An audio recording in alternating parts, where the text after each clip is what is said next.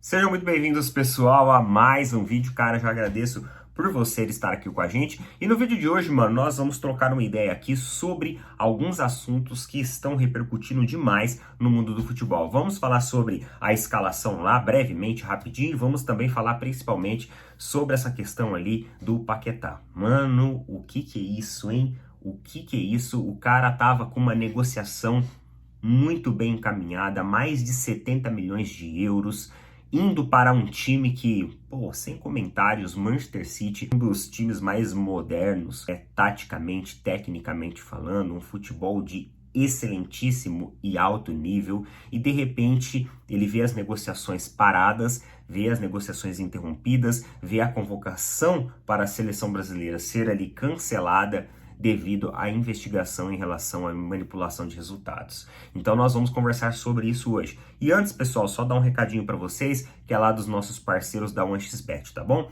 Uma das plataformas extremamente confiável, parceiras de vários clubes na Europa, e você pode entrar lá e também participar e brincar aí junto com a gente. Tô colocando ali fixado nos comentários, você usa o nosso cupom, você vai ganhar um bônus, você vai conhecer uma plataforma excelente e vai ajudar também demais a nossa iniciativa, tá? E o seguinte, nós temos Botafogo e São Paulo, na verdade é São Paulo e Botafogo, e todas as possibilidades, tanto de vitória do São Paulo, tanto de empate, quanto vitória do Botafogo, tá com bons números. E você pode também curtir e brincar e fazer o seu palpite, tá bom? Vamos lá, pessoal, vamos comentar rapidinho sobre a convocação da seleção brasileira. Muita gente já repercutiu, já falou sobre isso, já reagiu. Então todo mundo já deu ali o seu pitaco, a sua opinião, mas eu também vou colocar a minha opinião aqui. Eu vi algumas pessoas criticando a convocação da seleção brasileira. Ah, mas essa convocação tá muito igual à da Copa do Mundo. Né, mano? Seleção brasileira. Obviamente que se eu vier aqui e falar o que eu realmente quero falar, o advogado, os honorários da advocacia, eles não estão baratos. Então eu tenho que ficar quieto. Porque esses dias teve um canal aí no YouTube que ele foi lá, cara, e falou um negócio lá. Na verdade, ele falou uma asneira. Foi uma asneira mesmo. A respeito do Internacional. Sabe o Internacional lá de Porto Alegre? Então, mano, ele falou a respeito do Internacional. O canal, acho que tinha ali uns 1.000 inscritos e o vídeo teve 1.500 visualizações. Só que uma dessas visualizações foi do núcleo jurídico do Internacional, que inclusive acionou juridicamente o youtuber pedindo para ele provar que aquilo que ele estava falando era verdade.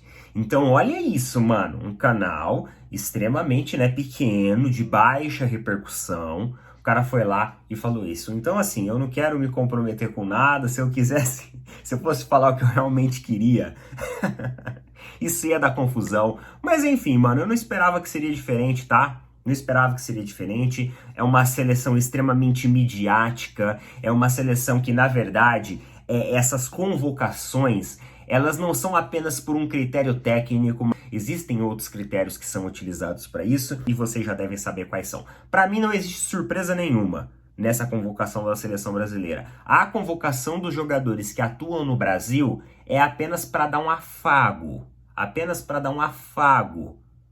no torcedor brasileiro. Porque quando vier a Copa do Mundo mesmo para valer, vocês podem ter certeza que os jogadores que atuam no Brasil, a grande maioria deles vão estar de fora da lista. Então, nada me admira essa convocação. E junto com isso, teve a convocação também do Sub-23, que na minha opinião é uma convocação mais técnica, mais equilibrada, é uma convocação melhor. E nessa convocação da seleção pré-olímpica, inclusive tinha, né? Era a seleção que tinha ali o Paquetá, o Luiz Henrique, tiveram seus nomes retirados da lista.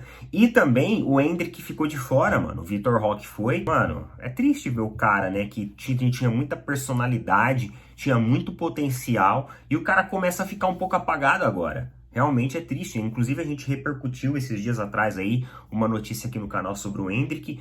Chato ver isso, né? Enfim, só colocar minha opinião aqui. Vamos falar, pessoal, sobre o caso do Paquetá, tá? Quero deixar bem claro, em primeiro lugar, que assim, mano, não tenho nada contra plataformas esportivas. Aí você fala assim, ah, Neto, mas, né? Você não vai ter mesmo. Mas, cara, de verdade, eu nunca tive nada contra. Obviamente que em tudo existe pessoas que vão querer manipular aquilo. Tudo existe pessoas que vão querer tirar vantagem daquilo. Gente que tira vantagem ali de de pensão de pessoas idosas, de aposentadoria de pessoas ali idosas, tentam se aproveitar. Então, em todo lugar, sempre vai ter os aproveitadores. Mas, assim, eu não enxergo nada negativo na plataforma esportiva. Muitas pessoas falam assim, Neto, mas é um jogo de azar, é um vício.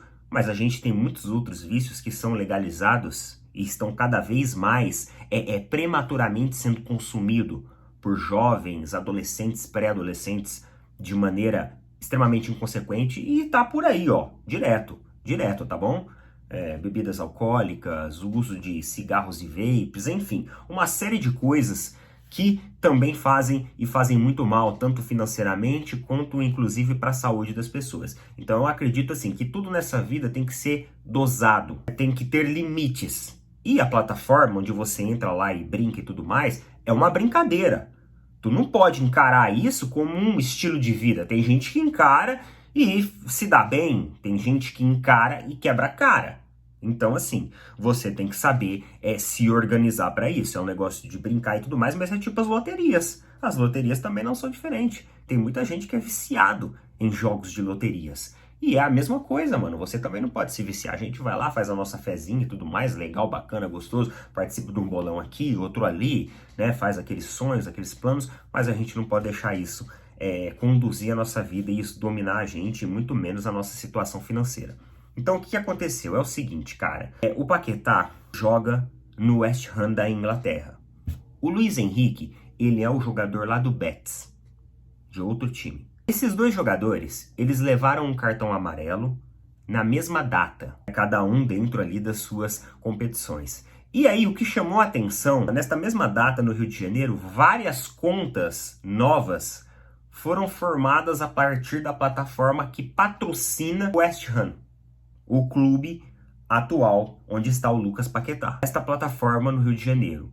E nesta mesma data, uma série de apostas máximas, ou seja, a pessoa chegou e apostou o máximo, porque a aposta ela tem um teto.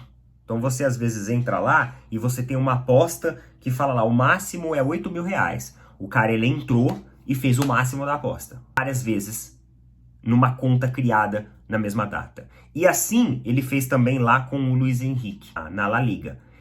E essas apostas foram condicionadas ao cartão amarelo desses dois jogadores. E na mesma conta, nas mesmas contas que foram replicadas e criadas automaticamente. Então, mano, foi aí que provavelmente algum algoritmo, algum tipo de fiscalização ocorreu e pegou isso. Esse movimento irregular, contas novas, na mesma data, apostando no cartão amarelo dos dois jogadores, com apostas máximas, várias apostas máximas sendo feito em momentos muito próximos um do outro, e de fato aconteceu. Tanto o Paquetá quanto o Luiz Henrique levaram o cartão. E essa aposta, as apostas, elas saíram vencedoras. Então isso levantou uma suspeita muito grande. E cara, cada vez mais o caso está tomando repercussões ali pesadas. Inclusive a CBF se pronunciou, tá? Olha aqui, ó, a gente observa, esperando que as pessoas suspeitas possam provar que não é aquilo que está acontecendo, mas a gente vai respeitar o posicionamento final das autoridades que estão investigando. Tomamos com surpresa e vamos acompanhar o desenrolar das investigações, disse o presidente da CBF. E, inclusive, os dois jogadores, eles foram afastados da própria seleção. O Luiz Henrique também iria ser convocado, mas também foi afastado. E aí, um dos advogados, ele falou a respeito disso, ó, sem entrar no mérito do caso específico, mas falando de forma geral, a FIFA tem amplos poderes para investigar qualquer conduta contrária ao artigo 27 do Código de Ética, independentemente da competição.